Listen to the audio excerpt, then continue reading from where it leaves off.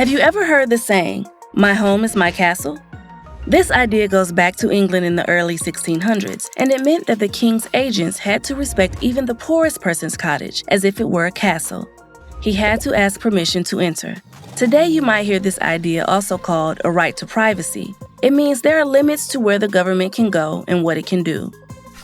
Before the Revolutionary War, the American colonists objected to British practices that threatened their private property. One problem was quartering of troops, or being forced to provide food and housing for the British Army. In 1770, such a law led to a confrontation in Boston with British troops, in which 5 colonists were killed. Among these was Crispus Attucks, a mixed-race American who was the first known person to give his life for the American Revolution. Another problem was general warrants, orders that allowed government officials to search anywhere they liked for anything that might be illegal.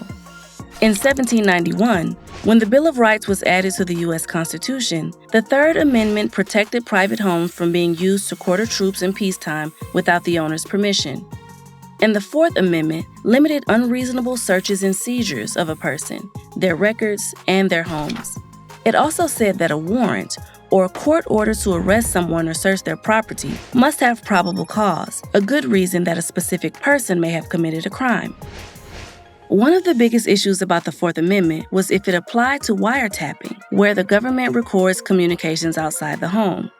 The Supreme Court has ruled that it does, so a warrant is required if the government wants to listen in on your electronic devices. And if the police want copies of your phone records, they must get a warrant to force the phone company to turn them over.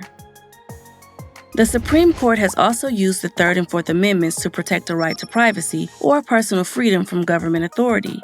This right is not specifically mentioned in the Constitution. How far that right goes is still being debated today.